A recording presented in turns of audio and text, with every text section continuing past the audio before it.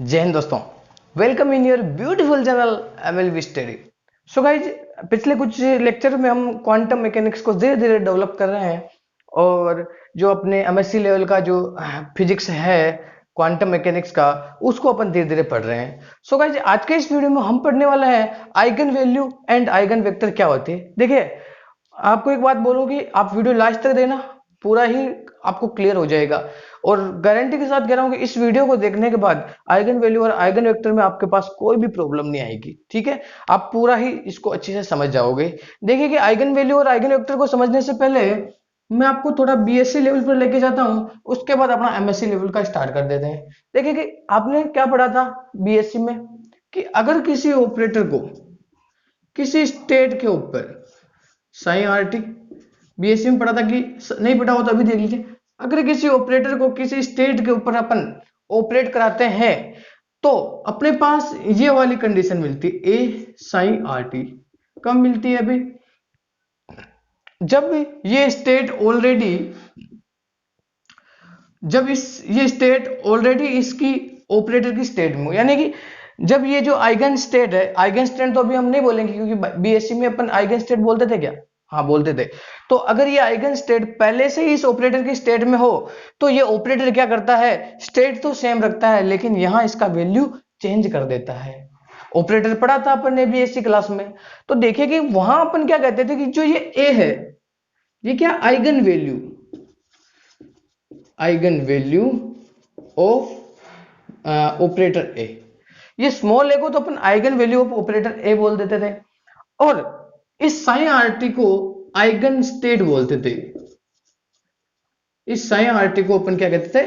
Eigen state है। यानी कि किसी ऑपरेटर को जब अपन ने ऑपरेट कराया इनिशियली तो ये इस स्टेट में था, तो बाद में भी इसी स्टेट में है। ठीक है, देखिए अब देखिए अपन एक इसका लेटेस्ट वर्जन पढ़ते हैं। डिराक ने कहा था, ये चीज डिराक ने दी थी, क्योंकि डिराक की नोटेशन हम यूज करें तो डिराक ने कहा था कि भाई ये तुम्हारे पास कोई ऑपरेटर है और उसको तुम किसी आइगन स्टेट या फिर स्टेट वेक्टर, इसको अपन क्या कहते हैं? स्टेट वेक्टर, स्टेट वेक्टर, या और आइगन स्टेट भी कह सकते हैं इसको, आइगन स्टेट। ठीक है, और अभी अपन थोड़ी देर में इसको आइगन वेक्टर कहेंगे। क्यों कहेंगे कि समझना, डिराक ने कहा था कि तुम अगर किसी स्टेट के ऊपर किसी ऑपरेटर को ऑपरेट कराओगे तो तुम्हारे पास कुछ आइगन वैल्यू मिलेगी और वो स्टेट सेम होगी। कंडीशन क्या है? जब ये ऑपरेटर इस आइगन स्टेट की स्टेट में ही हो, या आइगन वेक्टर का जो स्टेट है वो ऑपरेटर की स्टेट में ही इनिशियली हो, तो क्या होता है कि यहाँ कुछ आइगन वैल्यू मिलता है और यहां अपने को स्टेट वही मिल जाता है इनिशियली अपने पास जो होता है।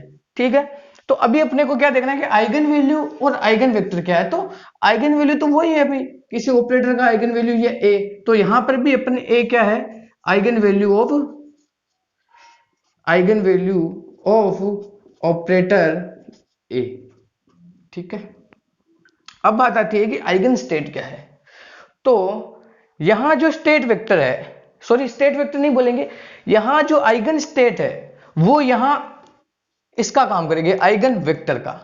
क्योंकि हमने क्या कहा था कि भाई हल्बर्ट स्पेस पढ़ा था, तब हमने क्या कहा था कि भाई एक तो स्टेट वेक्टर मतलब अपने पास क्या, ये जो साई फाई ये सब स्टेट वेक्टर होते हैं, मतलब सारे वेक्टर होते हैं, है ना। तो अभी यहां पर क्या करेंगे कि साई क्या है? ये स्टेट वेक्टर, स्टेट वेक्टर या आइगन वेक्टर, और आइगन वेक्टर, आइगन वेक्टर।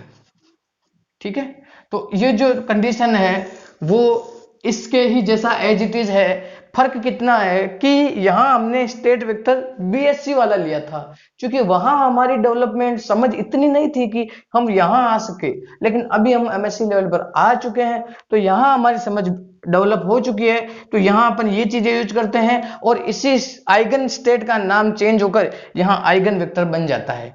ठीक है, तो आपको पूरा कंप्लीट समझ में आ गया। आप डेफिनेशन लिख सकते हो कि in above equation the a is known as the eigen value of operator a, and when the operator operate any eigen state then this eigen state is known as eigen vector of that operator।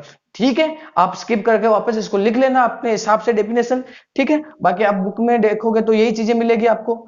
और और आपको अगर कुछ समझ में नहीं आए तो आप कमेंट करना वीडियो के कमेंट बॉक्स में। अभी के लिए इतना ही। जय हिंद, जय Bharat. Thank you for watching video.